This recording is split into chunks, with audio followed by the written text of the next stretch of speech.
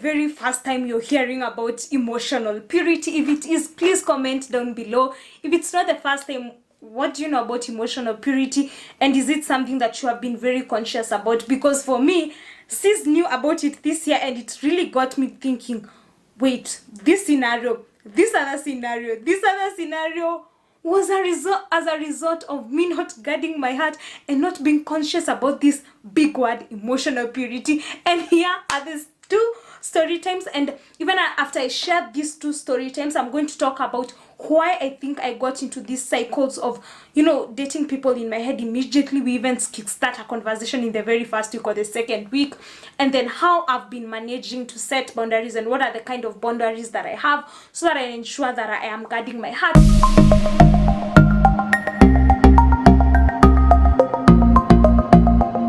Hey guys, welcome to Redefined Gospel YouTube channel, where we are thriving in Christ. This channel seeks to link the Word of God to the contemporary times and ultimately ensure that we are thriving in Christ. So in case you're new to this channel and you're inclined to this kind of content that links the Word of God to the contemporary times, kindly consider subscribing. If you are a returning viewer, subscribe. So let me start with sharing the very first story time. So in this particular story time, I had, been texting with this person, and this person was in the Christian Union. And when someone is in the Christian Union, it gives you a certain picture, or there's a way, like, as Christian girls, as Christian men, we have been wired to think this is the ideal perfect Christian couple. And I can't fault those people who have painted that picture, because probably it wasn't their intention, but it came off in our heads like that and in our subconscious. And I thought, this person loves the Lord, and I was like, tick. So we started talking, we started engaging and everything, and this person started opening up to me, about things, about fears and all those things. And I was like, oh, we're getting cozy around here. But it reached a point one day when he was asking me for advice. He asked me for advice regarding a girl that she liked. And in my head, I thought it has to be me. But later on, he reveals the lady, or I don't know how I got to know, but he reveals the lady. And I was like, what? See me. And for me, I had moved away from the friendship to the dating. I had even thought of the engagement as in it was just, that cycle. And I was thinking, this is how I'm going to break the news to my friends, that so at me, myself, and this person, because, and then it was so bad, because there are people who had asked me, are you and so, having a thing and everything. And I was like, so these people have probably heard from God, and this is a confirmation from people around you. Praise Jesus, sister. It wasn't the case. That was not a confirmation. And so, I'd built, already, engaged, married. I was thinking about how we will be on platforms speaking about the Word of God, being this Christian couple goals and everything. And that was not the case. That did not become the case. Second scenario where I found myself here. So this was, I wouldn't say like a Christian guy in the standards that we would, set and, be biblical and everything. But we became very cozy, and we'll talk, we will, call each other pet names and everything. And you probably have that one person who you normally call, like, you have pet names to each other, sweetheart, babe, and everything. And it's not because you both of you know, in your subconscious there's nothing, but then again there's an idea that has been built in your head, and you're like, oh, what if this person finally sees that I am the one, that I'm a great person, and this person would say, hey, you're so and everything. And I was like, this must be amazing. And then later, this person, I don't remember what really happened. Oh, this person started dating a certain girl, and I knew, and I had to behave and be cool about it, because hakukuwa na kitu. But for me, I had already got into that zone, and I was thinking, even if you're not born again, I will figure out a way. I will know how we are going to work through this. We will go through this. You will come to Christ, and then we'll have a beautiful story of how love changed and brought Christ into someone's picture, and these people are preaching the Word of God. And that was not the case. So I don't know if you are that girl who is texted, like me in those 2 story times that I've told you. You texted, and then conversations become deeper, and already you're thinking about how you're going to be proposed to be the girlfriend. You're thinking about how you're going to be proposed to be the fiance. You're already in the marriage. You're already having kids. You're already thinking about the labor delivery story that will be on your YouTube channel. Jesus, you're thinking about all those things, and then when the reality dawns, when that person comes with a fiance, when that person is announced in church, yani kuna announcement kwa church, this a celebration of wedding bands, ama proclamation of wedding bands venye tu inaitangwa, and you're like, I had wedding bells on my case. I thought that this was the one, but already there was no commitment in the first place, but the level of intimacy had exceeded the commitment that was there. And so this is a whole question of emotional purity, and in as much as we talk about sexual purity a lot, I think emotional purity is something that we need to talk about the kind of conversations we have. And there's a recent book that I read, it's called I Don't Get You by Gary. I'm going to put the name here. It's like a 61-paged book. I would say that's like a booklet. I Don't Get You, and it was talking a lot about conversations and the levels of conversations, and I think that's where we'll kickstart our conversation. So there's a statement that was made, and I'll just read it as it is. Conversational threads are what make up the fabric of relationships. As we build relationships through conversation, invisible emotional ties are being formed. And in that book, she goes ahead and talks, is it a he or she? I don't know. I think it's a she. But she goes ahead, he or she goes ahead and talks about the categories of conversations. And it goes with biodata. When you asked favorite dish, or you're talking, but those are those shallow kind of conversations. Someone is asking you, for example, where are you at life? So you're like, oh, I'm at the Kenya School of Law, and things like that. Things that are on the surface, yeah. Wale unaongea kuhusu weather, like kwenye kunanyesha nini kuko, and those surface conversations which you probably talk with your acquaintances or those people who you don't talk with regularly. And then also there's like testimony, how I came to Christ, and that's the second level she was talking about. The third level being dreams, talking about your dreams, talking about where you want to be in 5 years time, talking about or you want to take your ministry, for example, I want to do this is what I'm seeing myself doing in the next month, or something of that sort, then that's a deeper conversation. It's not a conversation you just have with anyone. And then there's your fears, your deepest hearts, where you share about what happened to you as a 9-year-old. This happened to me as a 9-year-old, and this has caused this and everything. You don't share this with just anyone. You share it with a person who you have an emotional bond. And there's something that she said, the level of intimacy should equal the level of commitment. So the way I'm sharing with, for example, my best friend, the kind of intimacy we have then equals the commitment, because we are a strong friendship, we are a support system. So then there's a greater level of intimacy, as opposed to someone who isn't willing even to commit, or not really someone who's not willing to commit, because it puts that person in a bad light, but rather that person is in their head. For example, maybe like you could text, it's just normal to them, but to you it has meant something greater than it was in the first place. And when we are talking about emotional purity, I'm not saying that you won't have crushes. I mean, we are sexual beings, and there's a whole book of the Bible, Songs of Solomon. Okay, a whole book of the Bible that is dedicated to talk about human sexuality. Then that means that is in the heart of God, in the place of God. But then again, attraction isn't wrong, and you shouldn't be guarding yourself against or feelings or something of that sort, but it's actually recognizing that yes, this is how I am feeling, and if I don't take care, if I don't submit this to God, if I don't take certain precautions, then it may escalate and be something not really pretty. I may just put myself in a place where I get hurt, because it doesn't equal the same level of commitment. And until it is vocalized, until it is echoed, until that person says, by the way, I'm thinking we should be this and this and this, or what do you think, is it mutual and something, until it reaches that point, then building these fantasies in your head and constantly having the engagement, thinking about the vendors you're going to have in that wedding, thinking about how your friends will surprise you. Gosh, I have thought about that. Like, yani tutakwenda Tafari, and I love Tafari Castle. Whoever is listening, that's a sign. Anyway, like Tafari Castle, and then all these things, and then we will pretend, and then they will be vlogging on my behalf, so that I can have content for my YouTube about the surprise engagement and everything. But the more you build about those things in your head, the more it gets to you, and the more you get hurt, and the more when that person is, for example, online and doesn't even text you in like 5 days, it gets to you, and you're like, okay, it is not supposed to get to me, but it's getting to me. At that point, that's where you're like, I think I need to check on this. And I think that's why we draw the line. And it's not saying, oh, feelings are from the devil, evil apana.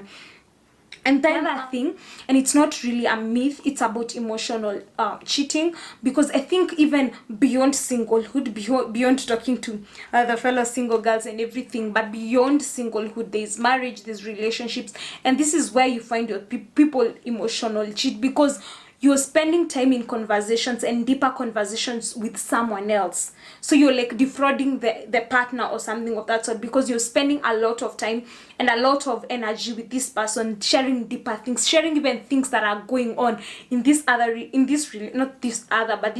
relationship.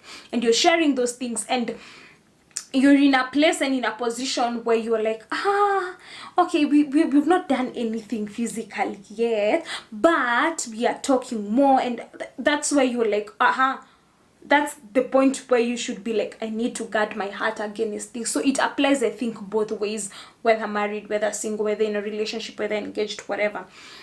And I was thinking about, why did I, in all those instances that I've been having, because it's a learning process, sometimes I find myself there, and just it being in my head and being in my subconscious, then I'm able to be like, no, you're crossing boundaries. And the first thing, and I've written them down, is that, first of all, I was idolizing what it looks like to be a perfect Christian relationship. And so in instances where I will see this is a potential, like for example, you're a brother, you are at the podium and you're reading the word of God and everything, and then you come over to me and you talk, and I'm like, this may be it. We will be in platforms, in podiums, in concerts together, preaching the word of God, myself as a Christian digital Christian creator, and then we can start a chat, and there's Pastor this and Mrs. this and Bishop or Reverend and everything. And that's what I had idolized. So whenever I would get up an opportunity where that looks like something that would be a reality, then my head just runs over. And I have been unlearning, and it's so funny. Today as I was doing research and everything, alafu nikena Instagram, I found like one of my favorite Christian YouTubers, Esther Kazungu, and we have a video together, and I'm going to link it down below, about singlehood. And I remember her talking about a thread that was on Twitter, and I'm going to share it. And it was majorly talking about the way we have idealized what is really a perfect Christian relationship. And most specifically, when we think about it, we think about ministry, and we think about, the way you're told this person's supposed to compliment you, and you're walking in the purpose together. But I don't think walking, and these are my thoughts, but I don't think walking in your purpose together actually means doing exactly similar things. It may be two different things, but you're supporting each other and you're in the same headspace, and letting God write the story himself, and not trying to copy paste and plagiarize other people's stories and thinking that will be your case. And then the other thing was idolizing the idea of marriage and relationships. And I think that is a major thing that normally drives us into fantasies most of the times. And so where you are, all that you're thinking about is that, and it's so dangerous, because then you rob yourself of good friendships, because the result is, if you get hurt and everything, and maybe this doesn't serve you, or you need to cut off this person, then you've cut off a friendship that was potentially just to be a friendship that would help you grow in one way or another. And so idolizing that idea of marriage and relationships. And I think it has been said time without number that people ought to move from this idea that this is all that matters and this is all we are here on the world to do. And there's a recent book that I was sent I was sent in by a very great friend of mine who has a YouTube channel, and I'm going to shout it out, Christ's Affection Valentine. She sent me this book. It's called Lady in Waiting, and I have only read a page as of the recording of this video, and I remember a place where it was saying that a woman is more than just being a wife and being a...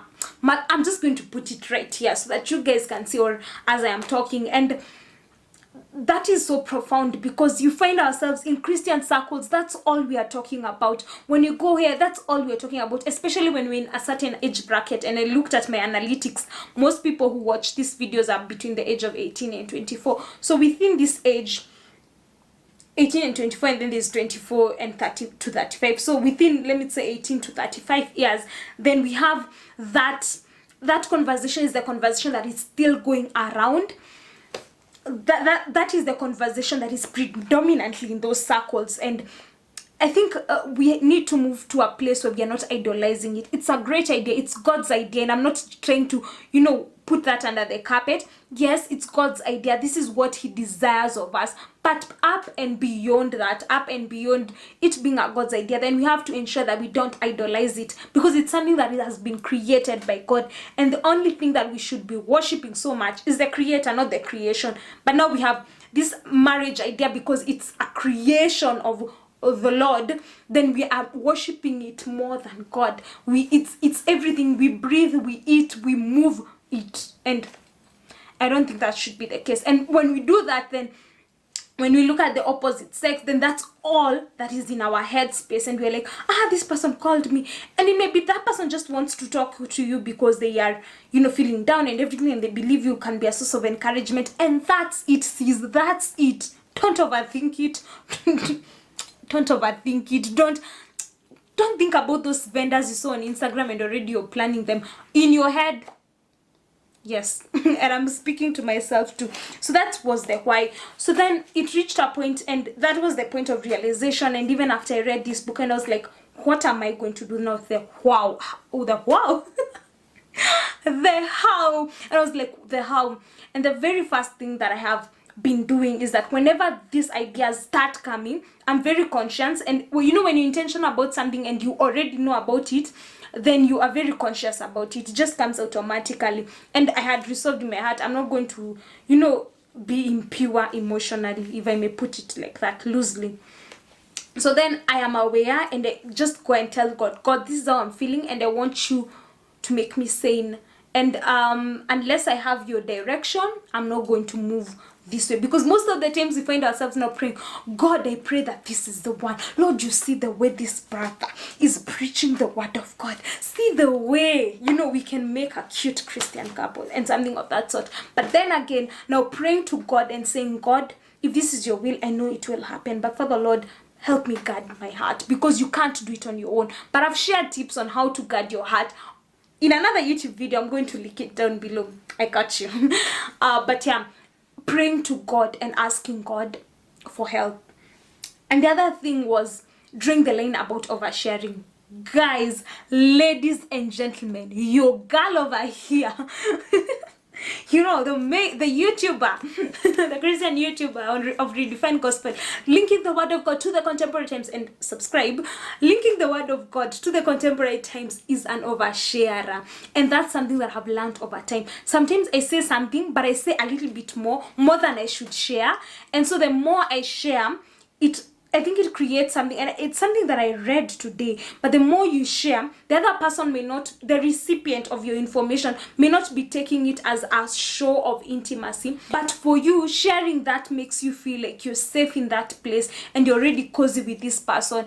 And then you realize you have overshared. And that's one thing that I'm learning nowadays. So sometimes I'll delete that text, and you'll get mad at me, may delete text or something of that sort. But I'll be like, no, this is so much information, too much information, because I know the effect that it has on me. So guys, I really hope that this video has spoken to you. And even before I do the outro of this video, I want us to pray about that the Lord may help us to be more emotionally pure, and that we may be careful about conversations that we are having, how deep they are becoming, the kind of bonds that we are making generally. So let us pray.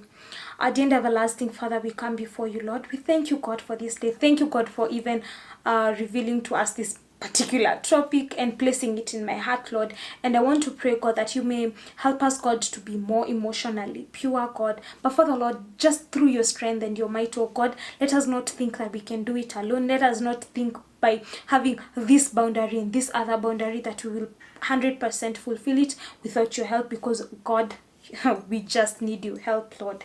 And Father, Lord, help us, God, to continuously guide our heart, oh God, to continuously seek your truth, oh God, because your truth is replenishing, oh God, and it is true and it is everlasting, Lord. And Father, Lord, that's what we pray, God. Continuously help us, oh God, to live as you desire, Lord.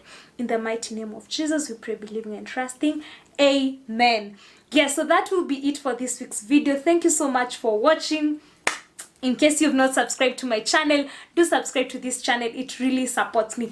Also, guys, even as you subscribe to this channel, even as you like this particular video, I'd like you to take a screenshot of this video, post it on your Insta stories and tag me, yeah, sawa, or on your WhatsApp or on Facebook, and just tag me if this video, this video can actually help someone else, and sharing is caring. So share and put the word out there for other people to come over here and subscribe to this channel, and I will appreciate that kind of support. So asanteni sana, Mungu awabariki na wape neema na rehema nyingi. See you next week, and until next week on Wednesday at 2:30 p.m.